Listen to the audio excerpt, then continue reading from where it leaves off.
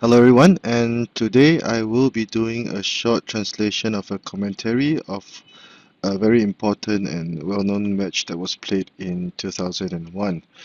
It was the 6th, sorry, it was the 9th of June of 2001, and this was the first match between Grandmaster Xu Yinchuan and Grandmaster Tao Hanming. The event was the BGN World Xiangqi Championships, which was a premier event in its time. So without further ado, we shall begin with the match. By the way, this file was downloaded from the internet, and the commentaries were given by Grandmaster Ronghua and Master Zhuang Yuting. This was the finals, and it was there were 6 matches that were played. Grandmaster Xu Yinchuan would eventually win the tournament with a 3-win and 3-draw record over Grandmaster Tao Hanming. Okay. Uh, in the first match, Grandmaster Xu Yinchuan took red, and Grandmaster Tao Hanming was black. So the central cannon, and it is a little bit unusual for black to play p7+1 at this point in time. Because usually r9 equals to 8 was played, or sometimes even h2+3. If p7+1 was played, it showed that black had prepared his opening and was not willing to allow red to play the p3+1, the third pawn advancement variation of the central cannon, and also prevent red from playing the 5-7 cannons, which is a continuation of the third pawn advancement variation. So Grandmaster Xu Yinchuan continued with the foul chariot, and he chose to push his chariot right across the river for the pawn run chariot. Screen horse defense. And in this variation, red chose to play to develop his left horse as a proper horse. Now, p7+1 will also be another viable and orthodox move, whereby the game could proceed into the left river bank horse variation, or the edge cannon for chariot exchange variation. So at that point in time, if I remember correctly, it was quite popular or fashionable for red and black to play the opening system that we'll see soon. And since red did not push the 7th pawn forward, black would push both the 3rd and 7th pawns to allow for development of his horses. This is called the double-headed snake pawn formation, or 两头蛇. It was very, very popular at the beginning of the turn of the century. And since black had played p7+1, although his horses were not developed, red would be compensated by developing both his chariots very early on in the game. And because both the red pawns, the 3rd and 7th pawn, had not been developed, it would be more or less clear that red would be prepared to attack from the central file. And black chose to play a commonly played variation. Now this would be a steadfast approach. With c2+1, the black chariot would not be targeting the black cannon would not be targeting the red chariot, forcing it to move away. And red would usually counter in this manner. Now instead of c2+1, another possible variation would be a4+5. So usually red would play r9 equals to 6. r2 equals to 3 would not be advised because the pin that was placed on the cannon and chariot would not be present anymore, and the horse would be protected. So usually r9 equals to 6 is played. Now at this point in time, black can consider to play h7+6 or c2 equals to 1. These are commonly seen variations. If h7+6 were played, usually red will continue to attack from the central file, And black would play p7 plus 1 to threaten to capture the red chariot. But at this point in time, because of the presence of the rank chariot, uh, red would be considered to have the advantage in this situation. So if a4 plus 5 were played, this would be a possible line. Another possible line, if a4 plus 5 were played, would be to play c2 equals to 1 instead of advancing the horse. This is another very complicated line. Again, red would attack from the central file.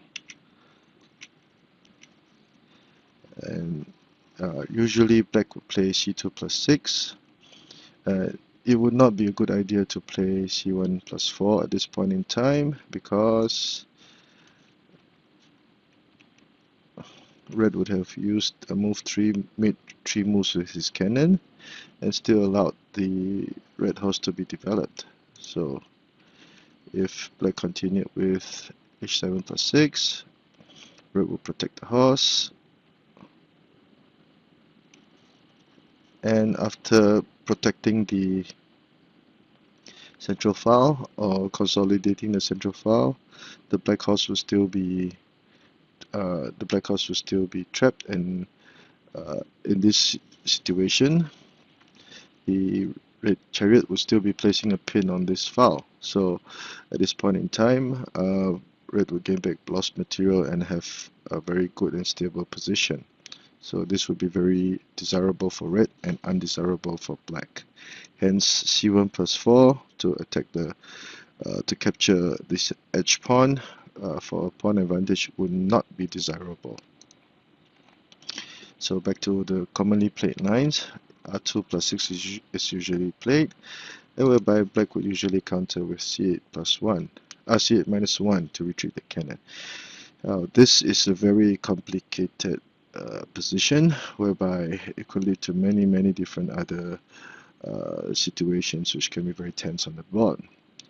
And this is one of the major opening systems in the central cannon versus green horse defense. So a short review. c2 plus 1 was played, and from my personal experience, I think I see more of c2 plus 1 being played on my online games at Xiangqi. However, a4 plus 5 is also okay, but it will lead to another different situation. So back to the match, c2 plus 1 was played, forcing Grandmaster Xu Yinchuan to retreat his chariot, r2 minus 2 to patrol the riverbank. Red will continue with e3 plus 5 to consolidate the central file and also allow for possible development of the chariot with r1 equals to 4 after the advisor had moved to the centroid. P7 plus 1, there are a few major variations or sub-variations at this point. P7 of plus 1 would be 1, another would be P3 plus 1. And these were the moves that were suggested by Grandmaster Ronghua in his commentary. If P3 plus 1 were played, black would simply capture the pawn.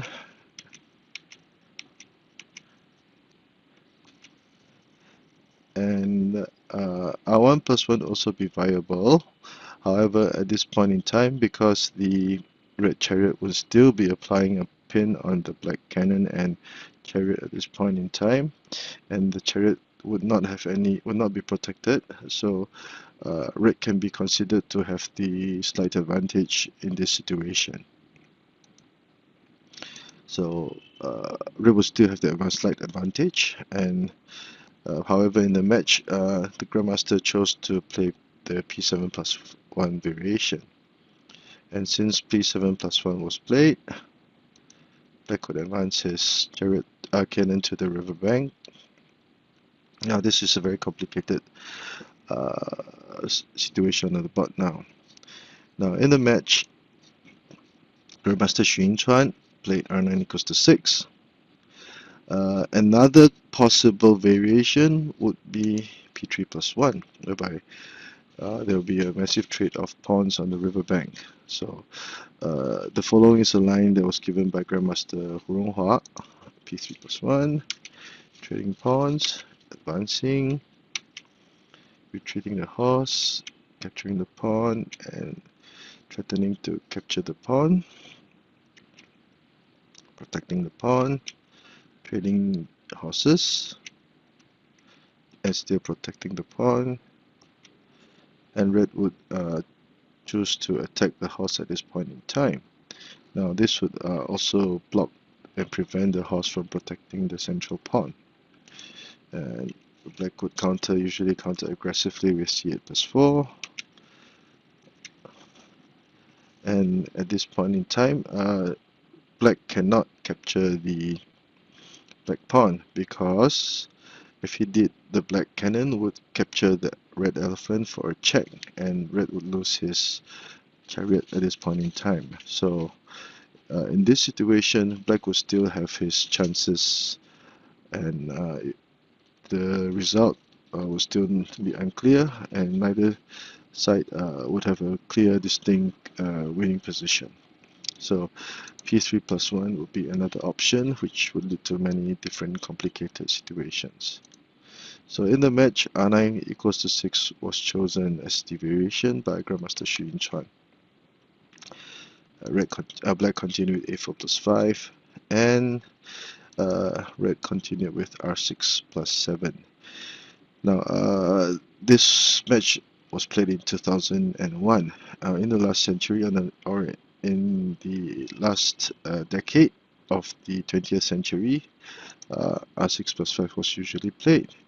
And even earlier, when this was played, black would usually retreat his cannon to try to link them up, forcing the red chariot to advance further, and black would usually try to trade chariots at this point in time. Now this will lead to a roughly even situation. However, because there were advancements in opening theory, instead of c8 minus 1, black would choose to play c2 equals to 3, and from the many games that have been played in tournaments, it would seem that c2 minus 3 would lead to a better position for black, which is why instead of playing r6 plus 5, red decided to make modifications and attack with r6 plus 7 directly. And faced with this subtle change in red's attack, black chose to protect the horse with r1 equals to 3. It would not be a good idea to try to trade chariots at this point in time, because if black did so, red would not accept the trade and threaten to capture the black horse, forcing it to move away, allowing the red pawn to capture the black pawn. And again, red would play p3 plus 1 to increase his initiative. So black would be at a dilemma at this point in time. If he traded pawns, the red chariot would now be attacking the black horse. If he did not, the pawn would be threatening to cross the river and cause a lot of trouble. So red would increase his initiative, and that was why r1 equals to 4 would not be a good idea. And because r1 equals to 3 was played, and this is also called an elephant chariot, because the chariot had moved to the initial position of the elephant. This is one way of playing several different variations. And again, red tried to pry open black's defense with p3 plus 1. So the ensuing moves would be a trade of material. So this was only the 11th move ply for both colors. So after p3 plus 1, black chose to play p3 plus 1 to capture the pawn, trading pawns, the horse, r2 equals to 7.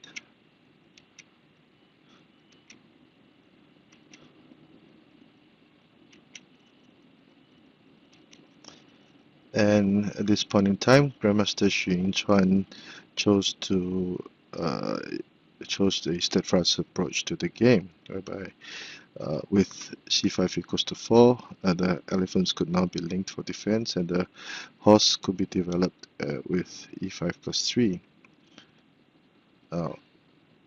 If red wanted a complicated position, he could have captured the pawn. And these were the moves that were suggested by Grandmaster Ronghua. Black would advance the horse to threaten to capture the red chariot, and then cross the river again to threaten the red chariot. And at this point in time, the situation on the board would be rather tense, so it would be very uncomplicated, and red would have trouble trying to maintain control of the situation. So that was why Grandmaster Xu Yinchuan chose to play c5 equals to 4.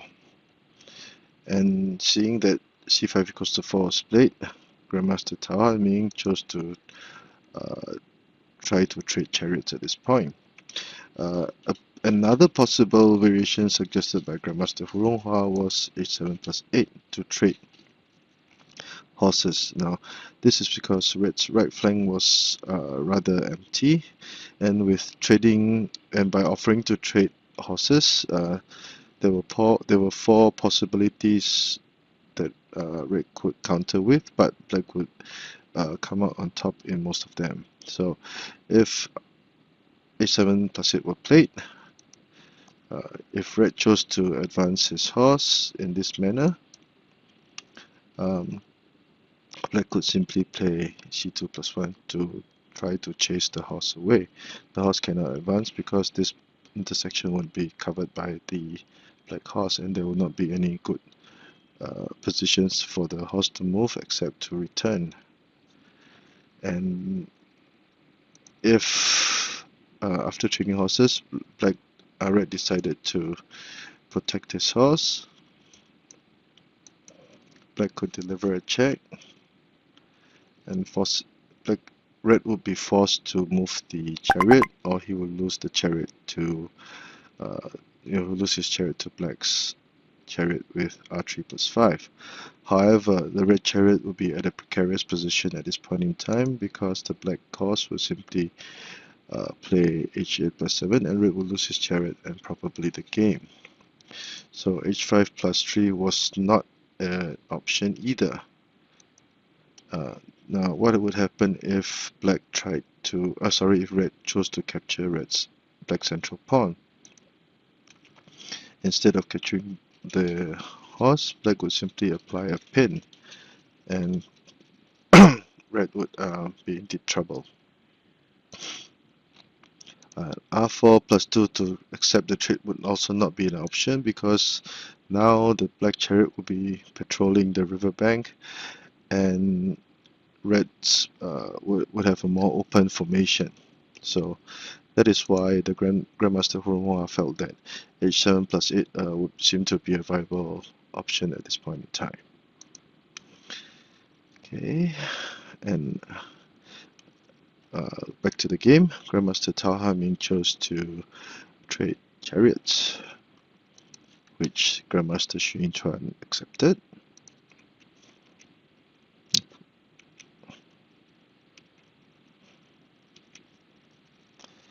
Now, by playing r8 plus 1, Grandmaster Tao Hanming was prepared to traverse his chariot to this side of the board. And this would target the red centroid horse. Now, would r8 plus 8 be a possible option? No, because black would simply chase the black chariot away. But r8 Grandmaster Ronghua felt that in this way, black would actually be better because black would now be prepared to play r4 plus 7 to pin the elephant's eye and actually gain some initiative and tempo. Now, if r8 plus 8 was played and red chose to play r5 plus 6, black would gain an elephant, but black will still have to worry about this cannon alone in this flank because it would not have any backup at this point in time. So R8 plus 8 would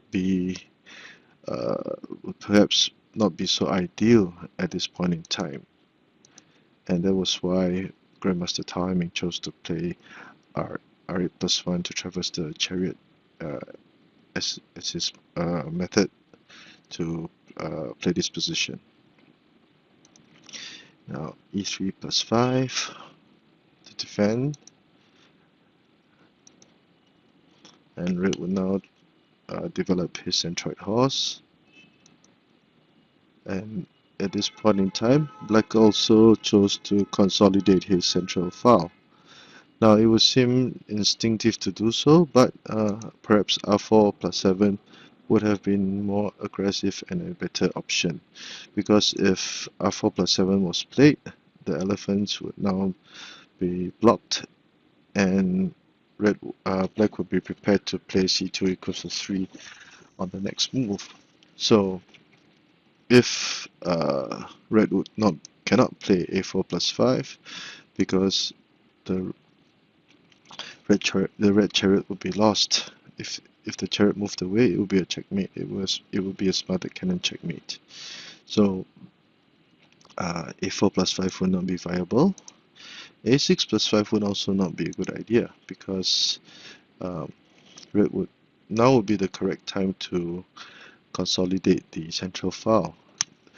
The red cannon on this file cannot move. If it moved, black would be prepared to play C2 plus 6 for the check, and perhaps even to move the king here to time a checkmate, and red would be in all sorts of trouble. E7 plus 9 would also not be a good idea because black's defensive formation would now be weakened, and black could simply choose to play H3 plus 4 to try to trade for the red horse. Now, prior to this move, the black's right horse was quite an issue for black because it could not do anything much and was very limited in its development. Now, by offering to trade the horse for red's riverbank horse, black could be in fact trading a piece that was not very efficient for red's piece, which was very efficient and a major threat. Now the pressure, it would not matter if red chose to accept the trade or not. The pressure that red had applied on black's right flank would now be greatly diminished. So that was why Grandmaster Ronghua felt that R4 plus 7 would have been an aggressive play that could have been better for black. Now back to the match.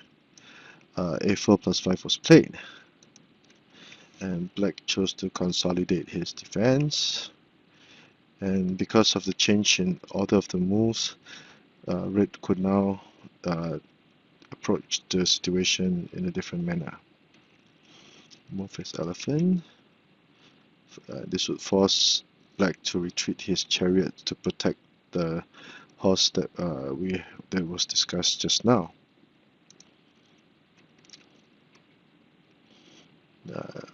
Black would try to trade cannons. If black accepted, the black horse would gain some development and also some tempo in the process.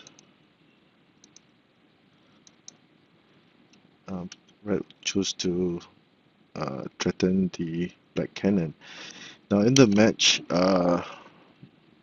Grandmaster Tao Hanming advanced his cannon to the riverbank. However, it would seem that perhaps C2 minus 3 to retreat the cannon back to the bottom rank would have been a better option, as it would not only fortify black's defenses, it also would give black more options to attack later on in the game. So if C2 minus 3 were played, black would not dare to play R8 plus 3 because black could simply trade cannons, and once the red cannon was traded away, red's attack or momentum would be greatly diminished.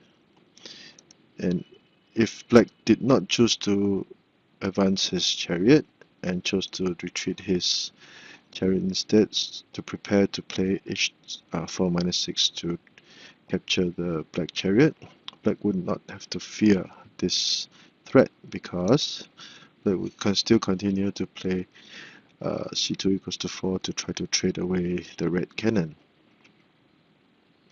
But what would happen if red continued with h4 minus 6?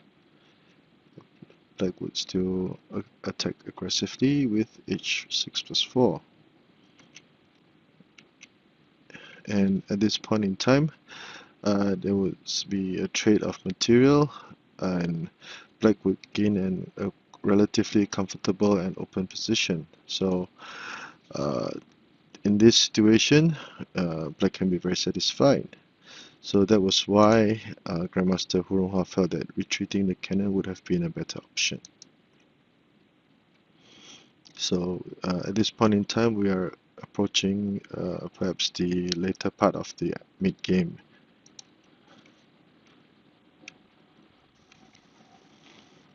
Okay, pushing the pawn forward.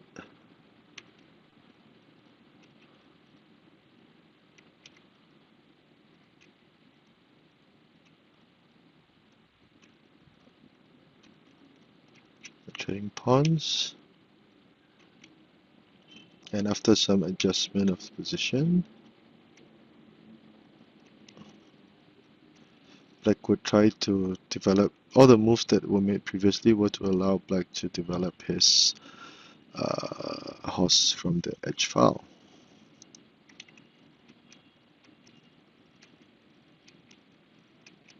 And more trade of material. So at this point in time, red's piece combination will be superior to black's because the one chariot, one horse, and one cannon combination should offer many more variations and possibilities than black's one chariot, two horse combination. And black was intent on capturing the central pawn.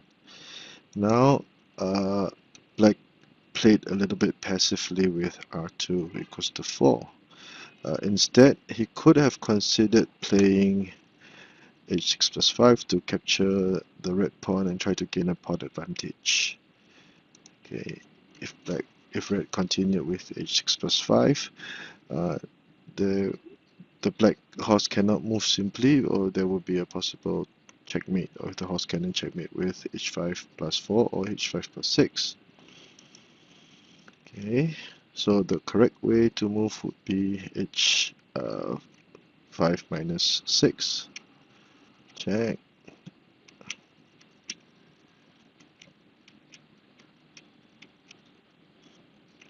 Okay, this would be a very nice move.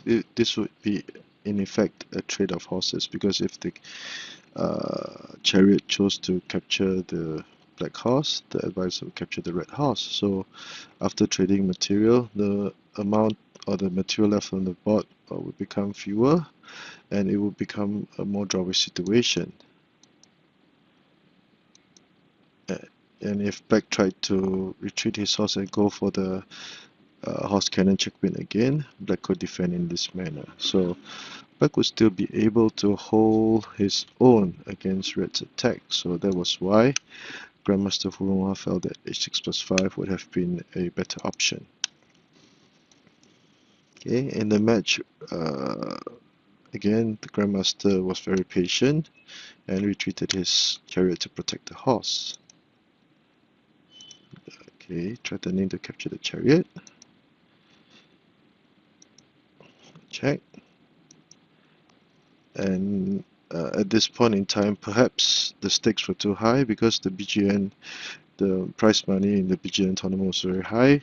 Perhaps that was the reason why black did not choose to trade chariots, because if he had chosen to trade chariots and if red accepted, the resultant position would be a book draw. So that was why a5 retreating the chariot would have been a better option as red eventually won the game.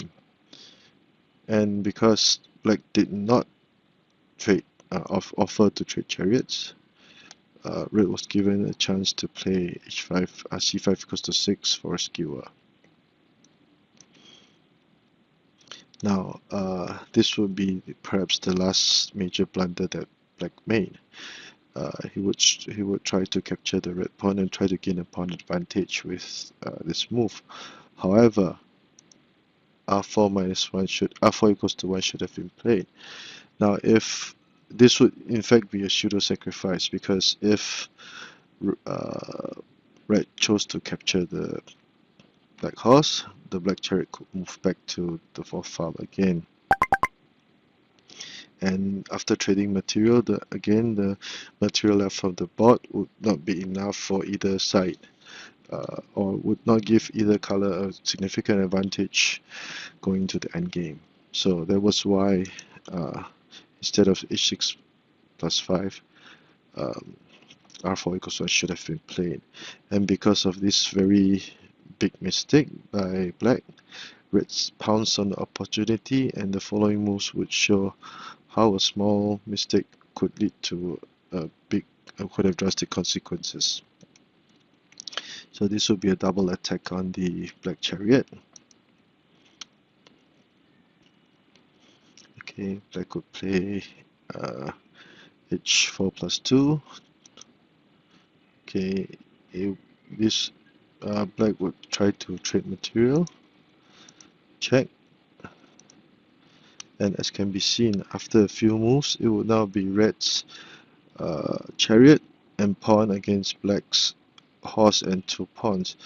Now, black would still have a full guard possible, so red would have to try to find a way to try to advance his pawn across the river. So we are already in the endgame phase, and h8 minus 4 will be played, whereby red would methodically reduce the pawn deficit at this point in time. So black responded with h5 minus 7. This would be a fork to threaten to capture the red chariot and the red pawn. It would seem that black could have managed to at least force a draw. However, red responded with r5 equals to 3. Now there are two. This is a very good move because the red king has controlled the central file, so the black elephant cannot capture the red chariot. Instead, the red chariot would now be applying a fork to capture the black elephant and the black horse.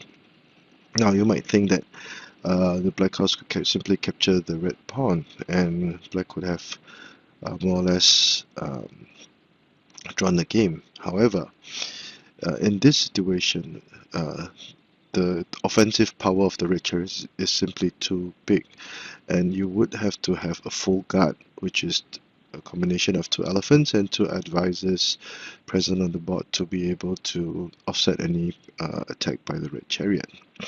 So black cannot afford to lose the elephant on the bottom rank. So that is why black chose to deliver a check, so that he could fortify his defenses in this manner. And black could continue with r3 minus 3.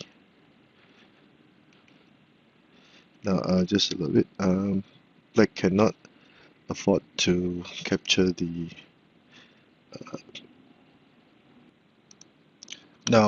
red cannot capture the black pawn at this point in time, because let's say if he did, black would apply a fork again, and the red chariot would have to move away, and black would gladly sacrifice his horse for the pawn, and this would become a book draw. This would be a definite draw in this situation. So that is why Grandmaster Xu Yinchuan chose to retreat his chariot. Now the main issue on the board for this endgame situation will be that red would try to capture one of the defensive material, or try to capture the pawn and allow his red pawn to cross the river. Doing either one of these would allow red to secure a win. So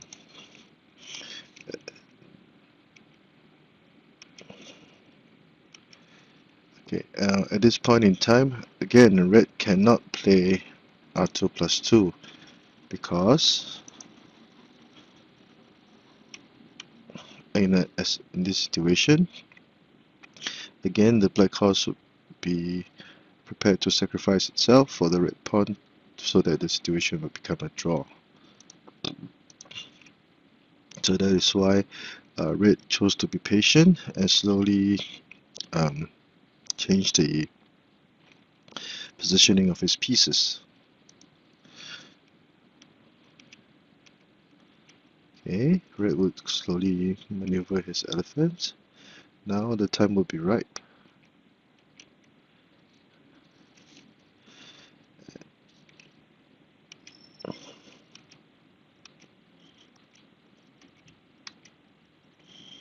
And at this point in time, the red chariot would now have limited the movement of the black horse.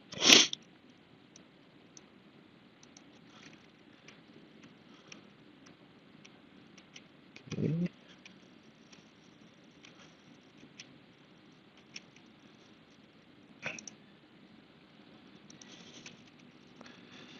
And finally, the red king would now move to the rib file, and this is played in order to target the black advisors. Now, at this point in time, red chose to play r2 equals to 8, which is a commonly used tactic to capture the enemy advisors. So, r2 plus 2 would also be viable at this point in time. Because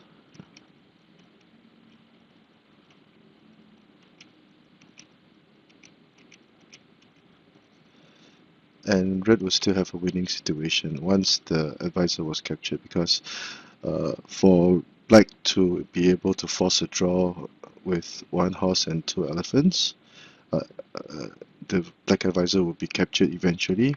So for black to force a draw with one horse and two elephants, there is only one formation possible, and it's called the horse three elephant formation, which is a direct translation of Ma San Xiang.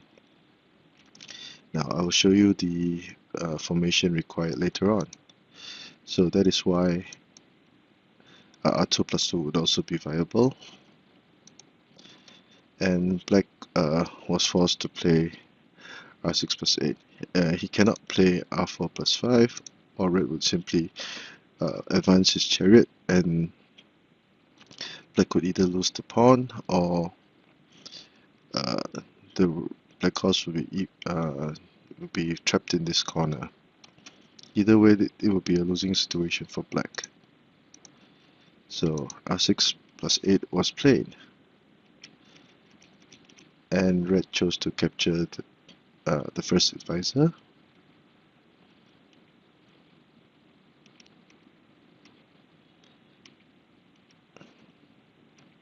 And the second advisor fell. Now, as mentioned just now, the only way that red can force a draw would be to try to maneuver his pieces for the horse tree elephant formation. Okay, taking a break away from the game.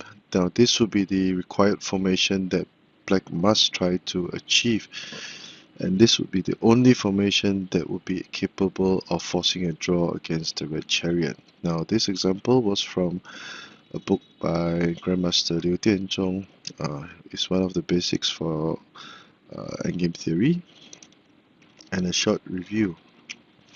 So, as can be seen, no matter how red would try, as long as the central file is guarded by the horse, which is protected by this elephant, in turn protected by the elephant on the edge file, the red chariot can do nothing. So it will be a draw. Now, also from Grandmaster Liu book, this formation would be a positional win for red. Now, Now returning to the board, returning to the game between Grandmaster Xu Yinchuan and Tao Hanming, we can see that it would take Black a lot of effort to try to achieve the formation that was given just now. So it would basically be the endgame is actually decided by this time, because the black pawn would easily be captured and Black would not be able to achieve the formation as shown just now. Okay.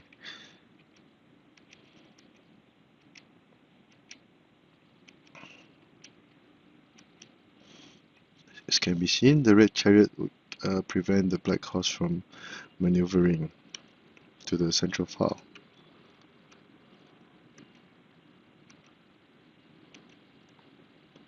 Finally, the pawn is eliminated.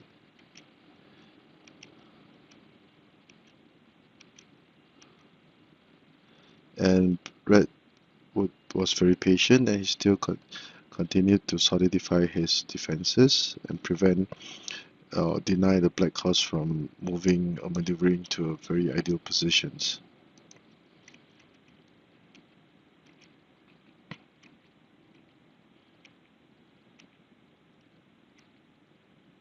As can be seen, the red chariot has dislodged the black horse and forced it to the corner. Now it will be very easy for the red chariot to capture the elephants now. Okay.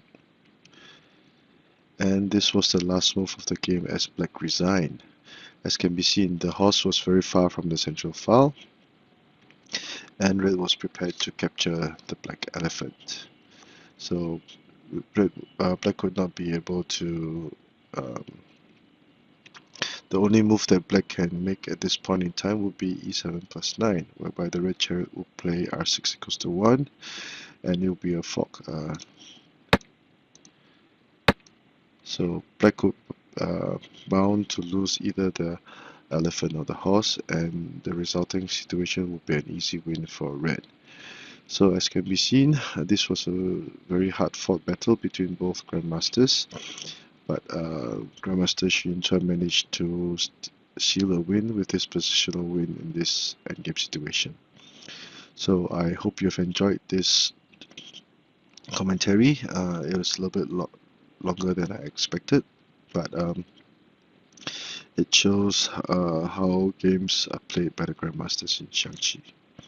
Thank you, and I hope you have a nice weekend ahead. And if you like my channel, please subscribe. Thank you.